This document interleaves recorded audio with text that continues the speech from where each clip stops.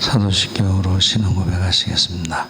전능하사 천지를 만드신 하나님 아버지를 내가 믿사오며 그 외아들 우리 주 예수 그리스도를 믿사오니 이는 성령으로 잉태하사 동정녀 마리에게 나시고 본디오 빌라도에게 고난을 받으사 십자가에 못 박혀 죽으시고 장사한 지 사흘 만에 죽은 자 가운데서 다시 살아나시며 하늘에 오르사 전능하신 하나님 우편에 앉아 계시다가 저리로서 산자와 죽은 자를 심판하러 오시리라. 성령을 믿사오며 거룩한 공회와 성도가 서로 교통하는 것과 죄를 사하여 주시는 것과 몸이 다시 사는 것과 영원히 사는 것을 믿사옵나이다. 아멘. 찬송가 382장 찬양하시겠습니다.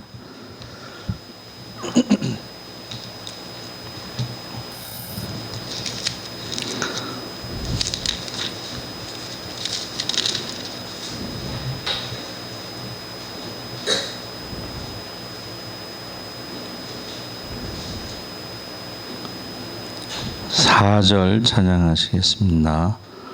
어려운 시험 당해도 주 너를 지키리.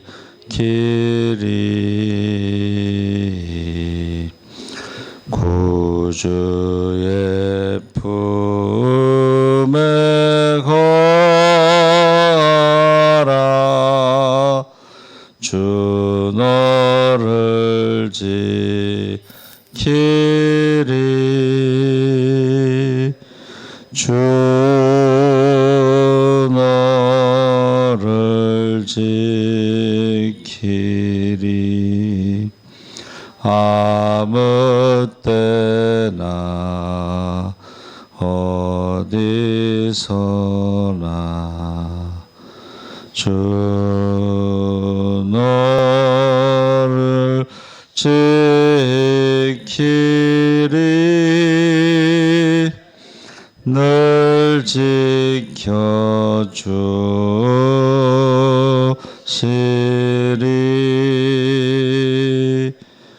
아멘.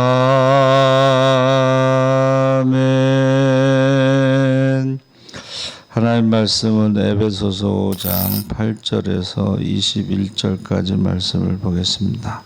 315쪽에 있습니다.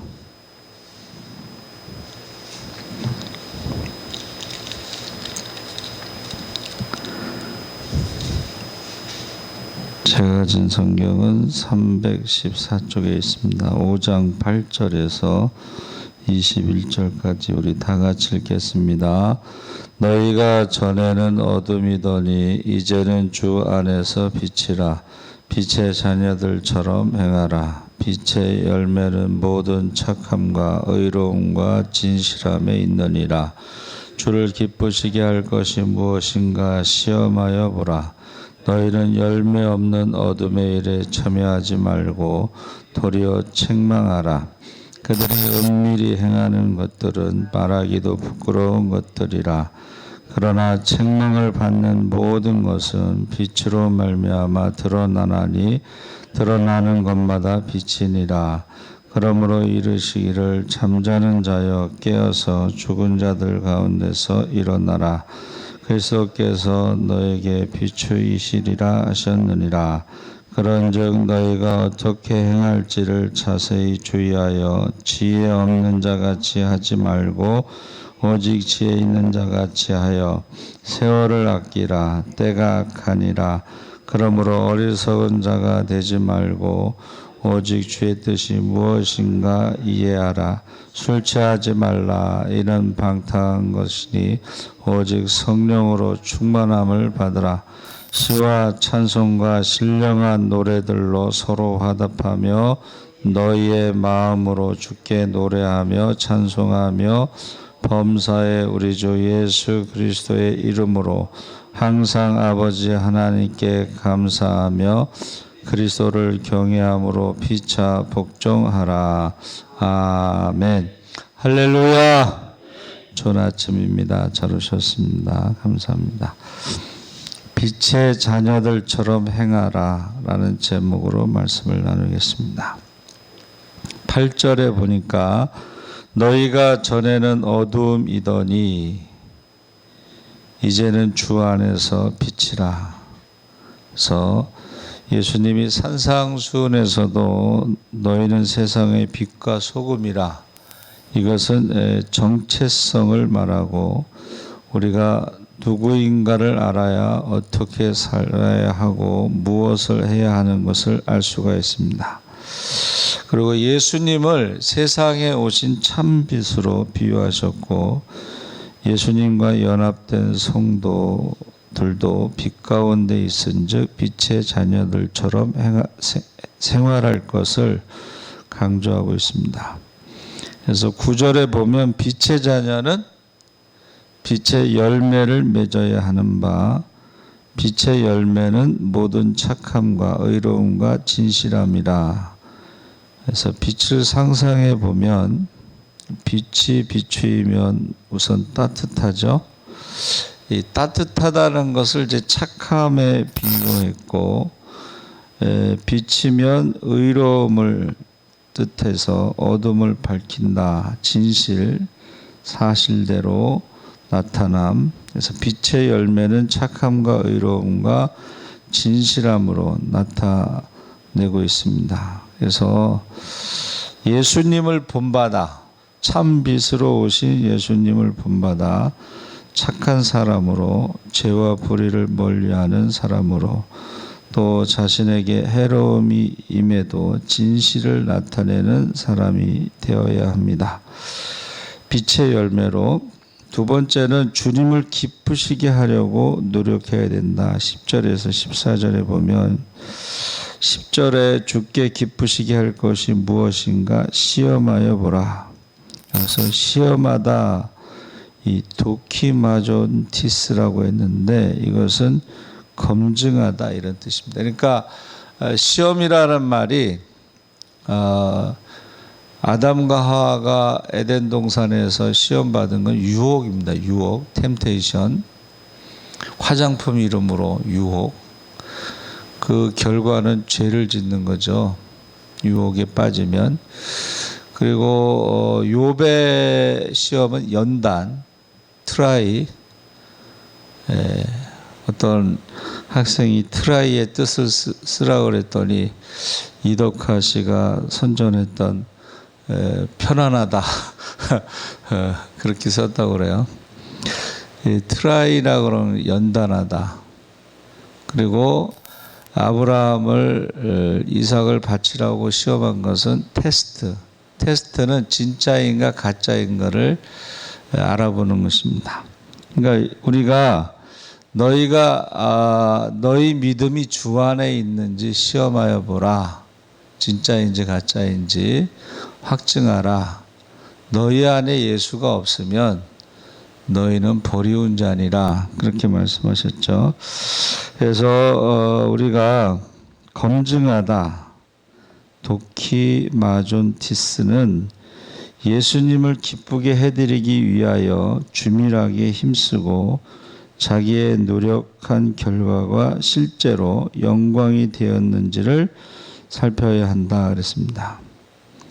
그래서 제가 예수전도협회에서 일주일 동안 전도 훈련을 받는데 모든 강사들이요, 그 사람들은 매일 전도하는 사람들이에요.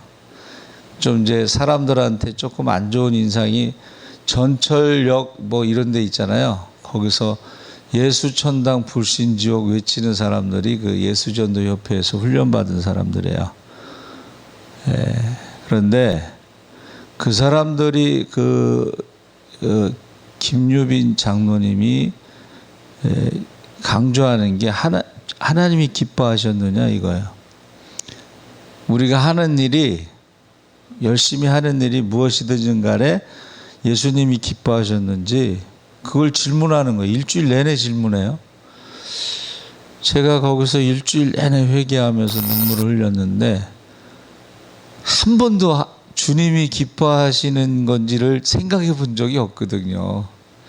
그냥 나 잘난 맛에 그냥 열심히 한 거지. 그리고 또 가는 데마다 또 교회가 부흥되고, 아이들이 부흥되고, 학생회가 부흥되고, 청년회가 부흥되고, 뭐 그랬으니까는 그냥 나 잘난 맛에 살았는데, 주님이 기뻐하셨는지 질문을 계속 하는 거예요. 그 주님이 기뻐하시는 거에 대해서 생각도 안 해봤으니 그 주님이 기뻐하시는 것에 생각도 안 해봤으니 오죽하겠어요. 그래서 우리가 무엇을 할 때에 주님이 기뻐하셨는가, 하나님께 영광을 돌렸는가. 그래서 주님을 기쁘시게 하는 것을 세 가지로 말할 수가 있는데, 11절에 열매 없는 어둠의 일에 참여하지 말고 도리어 그런 생활을 스스로 책망하라. 그래서 열매라고 하는 것은 영광 돌리는 생활의 결과인데, 주님을 기쁘시게 한 일이 없이 어둠의 풍습을 따라 옛사람처럼 살았다는 뜻이 되므로 스스로 책망해야 마땅하다. 그래서 세상에서 열심히 살긴 했는데, 이것이 세상 사람들처럼 이렇게 살았다는 것은 빛의 열매가 없겠죠. 그래서 우리가 그전에는 그래도 부흥회 때마다 회개를 했죠. 신학대학에도 봄, 가을 부흥회가 있는데 그때마다 엄청나게 많이 회개합니다. 저도 그냥 그 부흥회 때 그 강사가요, 박쥐 이야기를 하는 거예요. 박쥐 아시죠? 들짐승과 날짐승이 전쟁을 하는데, 날짐승이 유리하면 날개를 탁 펴고 날짐승처럼 행동하고, 들짐승이 유리하면 날개를 탁 접고서 들짐승처럼 행동하는데, 그러니까 세상에서도 아주 잘 살고 교회에서도 잘 신앙생활하는, 근데 그게 꼭 내 모습이더라고. 제가요, 세상에서 아주 친구들하고 잘 놀거든요. 우리 집이 막 아지트가 되고, 또 교회에서도 잘 놀고, 근데 그게 그 말이 딱 꽂혀가지고 굉장히 많이 회개하고 울었어요. 그러니까 우리가요, 이 세상에서 모든 사람에게 칭찬받는 사람은 문제가 있다. 이제 그게 성경 말씀이 있어요. 모든 사람에게 칭찬받는 것은 문제가 있다. 다 비유를 맞췄다는 얘기죠. 12절에 은밀히 행하는 비양심적인 일들을 부끄럽게 여기라. 사람이요, 이 은밀히 행하는 것, 어둠에서 나타나지 않게 하는 것, 말하기도 부끄러운 것, 그만큼 참 추악한 모습을, 혼자 있을 때의 그러한 모습을 발견할 수가 있다는 거예요. 그러니까 이제 우리가 양복 입은 신사처럼 행동하고 예비군 훈련복을 입으면요, 예비군을 야비군이라고 불러요. 야비하다. 그냥 거의 그냥 그렇게 행동을 해요. 제가 가슴 아픈 거는 서울신대 예비군, 이제 직장 예비군이라 그래서 이제 갔는데, 그 조교를 어느 선배가 때린 거예요. 신학대학에도요, 깡패가 있습니다. 그 신학대학에서 온 걸 아는데 그 조교를 때리는 거예요. 너무 가슴이 아프더라고요. 어떻게 생각하겠어요? 또 저희가 이제 모래시계 세대라서 이제 데모를 많이 했잖아요. 전두환, 노태우 때. 근데 그 교수님이 한 말이 기억에 나는 거예요. 얘들아, 너네가 던진 돌에 그 전경애들이 다치면은, 장애가 생기면, 불구가 되면 평생 무슨 생각을 하면서 그 사람이 살겠냐. 신학대 학생들이, 목사가 될 사람들이 돌을 던져서 자기가 장애가 됐다면 그 얘기를 하시니까요. 돌을 던질 수 없죠. 그렇죠? 네. 그래서 우리가 은밀히 행하는 비양심적인 일들을 부끄럽게 여기라. 13절에 책망을 받는 모든 것이 빛으로 나타난다. 회개하는 것이 빛으로 나타난다.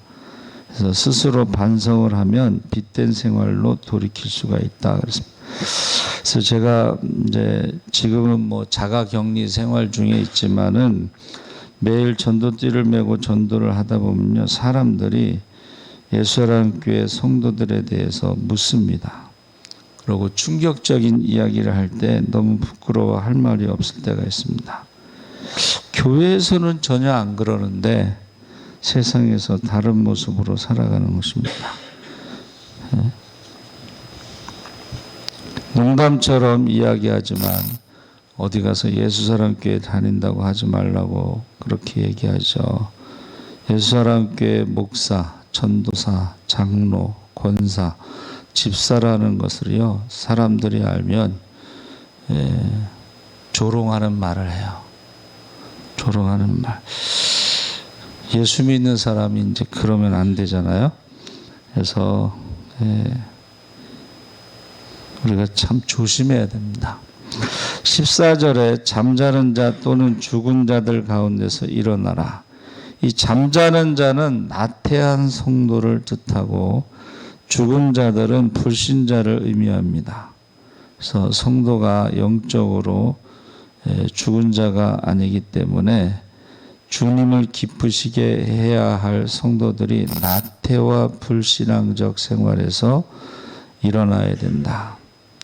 이거 일어난다는 것은 각성과 변화의 생활을 뜻합니다. 그래서 전에는 본질상 진노의 자녀로 죄 가운데 살았을지라도 이제는 예수 안에서 변화된 생활을 해야 되죠. 그리스도께서도 내게 비치시리라. 누가복음 1장 67절 79절의 예언 중에 78절 79절을 인용한 뜻으로 이해할 수가 있습니다. 그러니까 마음을 열고 회개하는 마음을 가질 때 주님이 그 심령에 임재하시는 것, 비친다 그랬습니다. 그래서 우리가 비대면 예배를요, 가정에서 예배를 드려야 돼요. 그렇죠? 온라인으로. 근데 교회 예배 참석 안 하는 것으로 생각하고 가정에서 예배 안 드린다는 거죠. 또 비대면 예배는 온라인 예배를 가정에서 드리는데 이번 기회에 가정에서 자녀들과 함께 예배를 드려야 이게 깨어 있는 것이죠. 가정에서 예배를 드려도 헌금을 해야 됩니다. 그렇죠?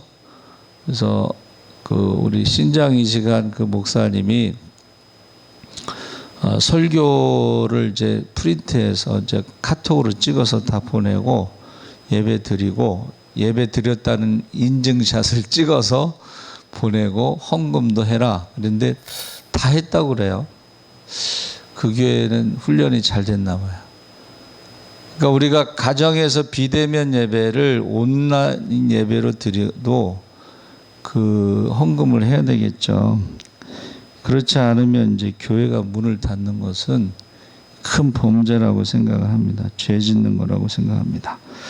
세 번째로는 지혜 있게 행하라. 첫째는 이제 책망, 반성하는 것이고, 자기를 책망해서 스스로 반성하는 것이고, 두 번째는 부끄러운 일에서 우리가 일어나야 되는 것이고, 세 번째로는 지혜 있게 행하라. 15절에서 21절에 15절에 어떻게 행할 것을 자세히 주의하여 지혜 없는 자 같이 말고 오직 지혜 있는 자처럼 행하라.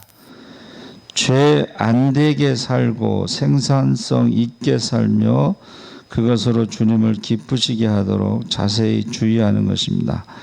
여기서 자세히 주의한다는 것은 작은 일도 큰 일처럼 살피라는 것입니다. 이 굉장히 중요한 말이에요. 그렇죠? 여러분, 그 성수대교가 왜 무너졌어요?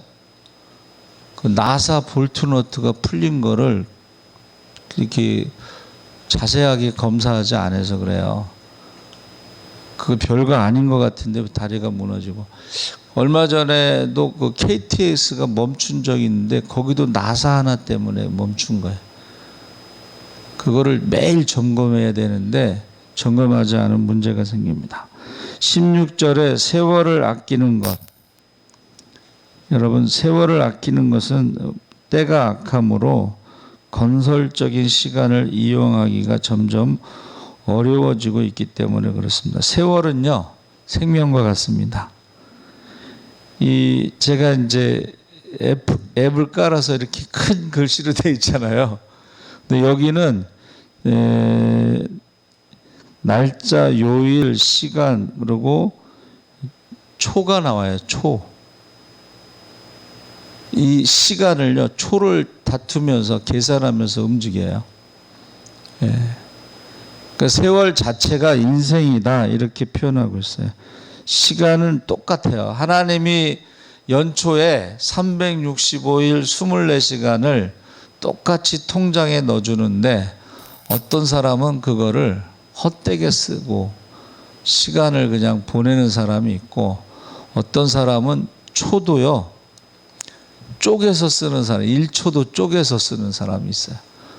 그래서 저기 불광초등학교에서 우리 교회로 오려면 이제 거기 작은 사거리에 정면에 무슨 마트에 건물에요, 시계가 있어, 전자시계가 있는데 초 오른쪽에 초를 또 이렇게 나누는 10분의 1초인가 100분의 1초인가 막 돌아가는 게 있어요. 꼭 저렇게까지 해야 되나 싶은데, 이게 이제 뭐 스포츠나 이런 데서는 1000분의 1초까지 카메라로 찍어서 1000분의 1초를 쪼개가지고 우승자를 가리죠. 그러니까 이 시간이라고 하는 것이 인생이다. 세월을 아끼라. 해서 17절에 어리석은 자가 되지 말고 오직 주의 뜻이 무엇인가 이해하라. 이 주의 뜻을 이해하기 위해서 어떻게 해야 되죠? 구약에서는 모세오경 율법서를 읽어야 돼요. 하나님의 뜻이 무엇인지. 그리고 신약에서는 복음서를 읽어야 돼요. 예수님이 가르치심이 무엇인지. 그래서 우리가 성경을 읽지 않으면 어리석은 자는 그 마음에 이르기를 하나님이 없다 하는도다 그랬어요. 그래서 우리가 어리석은 자가 되지 않고 주의 뜻이 무엇인지 이해하려면 하나님 말씀을 읽어야 된다. 18절 21절에 성령 충만을 힘입어 찬송과 감사와 복종의 생활을 하라. 술 취하지 말라. 이는 방탕한 것이다 그랬습니다. 우리가요, 성령 충만을 설명할 때에 술 취한 것과 비교해요. 그래서 오순절에 성령 받았을 때 사람들이 방언하는 것을 보고 세술에 취했다 그랬죠. 그래서 성령의 감동에 이끌린 자의 그 생각, 성령 충만에 대한 교훈. 그래서 19절에 성령 충만한 감화를 받을 때, 성령의 충만한 감화를 받을 때 19절에 시와 찬미와 신령한 노래로 서로 화답하며 너희 마음으로 주께 노래하며 찬송할 수 있다. 20절에 범사에 그리스도의 이름으로 항상 아버지 하나님께 감사할 수 있고, 21절에 그리스도를 경외함으로 피차 복종할 수 있다. 그래서 성령 충만의 은혜를 받을 때요, 기쁨, 감사, 복종 이런 것들이 있고, 이 시라고 하는 건요, 여기서 시편을 말하는 거예요. 그래서 하나님의 은혜를 생각하는 문학적인 표현. 찬미와 신령한 노래는 하나님을 찬양하는 노래. 서로 화답하는 것은 찬양의 조화. 마음으로 주께 노래함은 뜨거운 마음으로 찬송. 감사는 20절에 여기서 범사에 그리스도의 이름으로 항상 아버지 하나님께 하라 그랬습니다. 그래서 감사 우리가 기도할 때 있잖아요.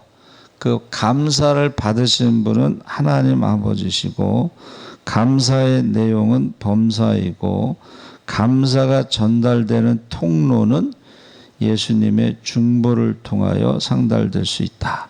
그래서 우리가 예수님 감사해요 이렇게 이제 우리 교회학교 선생님들이 기도할 때 예수님 감사해요 그러는데 사실은 감사는 하나님께 아버지께만 하는 거죠.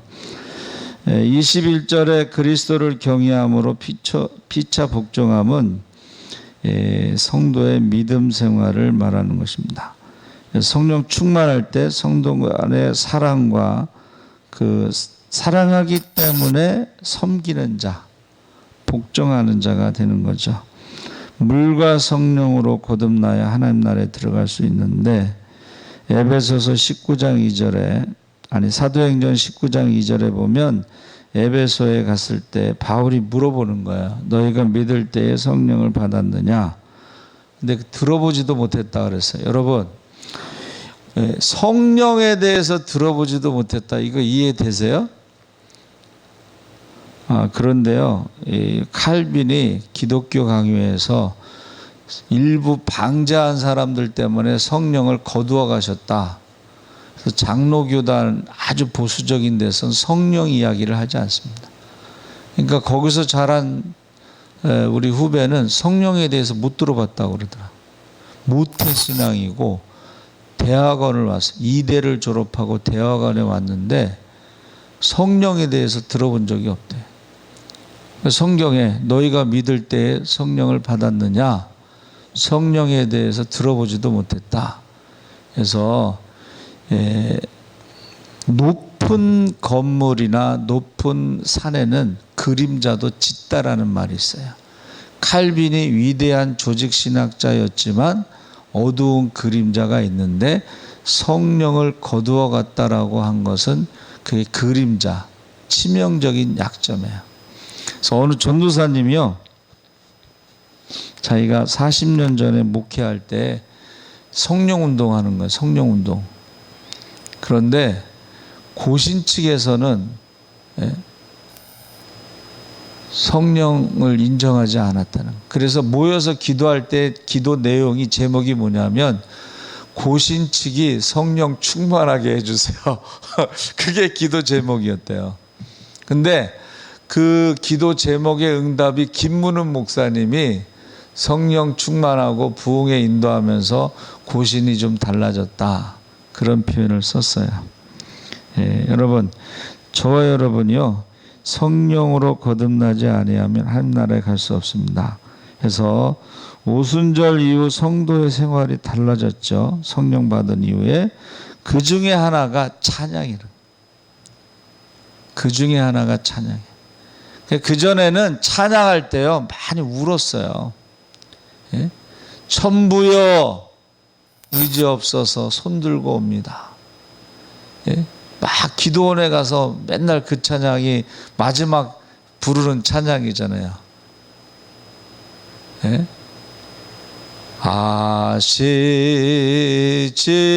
아시지요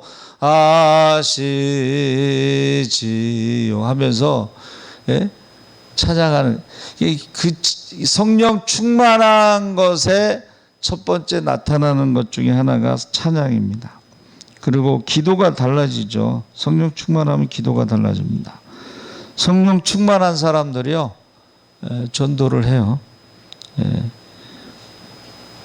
어제 깜짝 놀랐어요. 전화가 한 통이 왔는데 예배 드리죠. 뭐 그래서 지금 비대면 예배라서 우리 장로님, 권사님 중심으로 예배 드리니까 9월 초 이제 8월 31일까지 비대면 예배라고 해서 9월 첫째 주에 오시지요. 그랬더니 알았다고.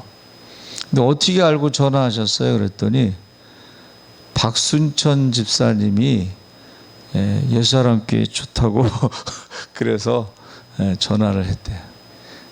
참 놀랐어요. 박순천 집사님이 전도를 할 줄은 꿈에도 생각을 못했는데 지난번에 신방 가서 은혜를 받고 가정 예배를 드리면서 전도를 한 거예요. 깜짝 놀랐습니다. 그리고 구제를 했어요. 그렇죠? 성령 받은 후에. 그래서 한국 교회가요, 세상의 빛과 소금으로 살지 못해서 버림받아 지금 밟히고 있는데, 돈으로도 못 가요, 하나님 나라. 벼슬로도 못 가요, 하나님 나라. 지식으로 못 가요, 하나님 나라. 어여뻐도 못 가요, 하나님 나라.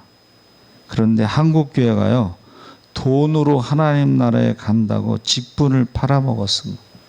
회개해야 됩니다.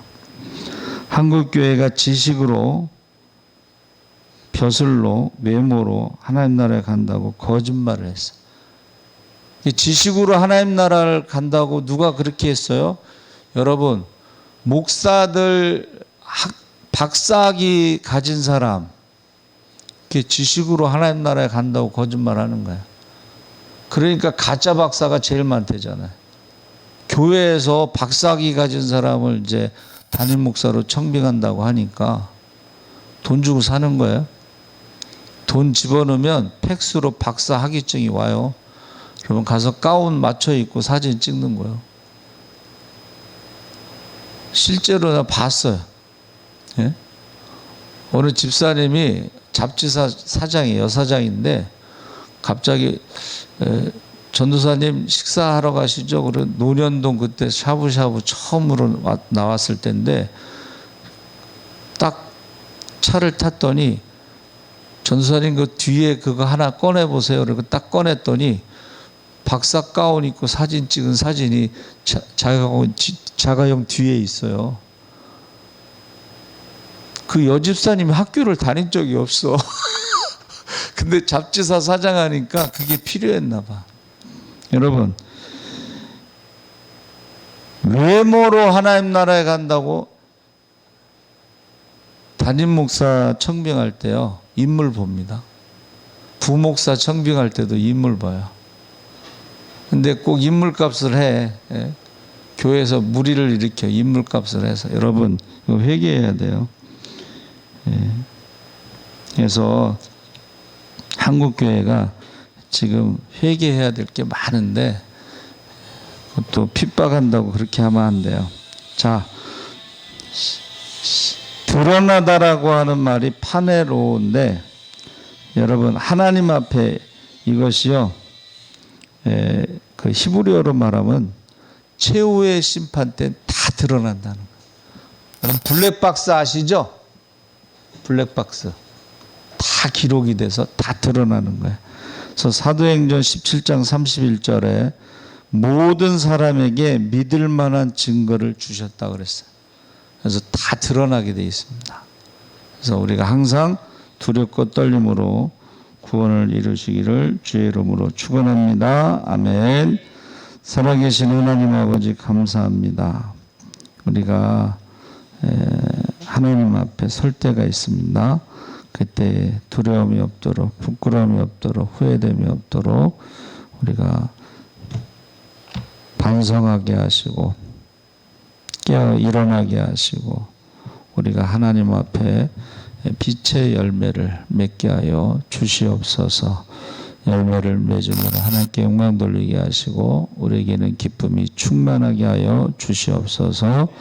감사하며 예수님의 이름으로 기도합나이다. 아멘.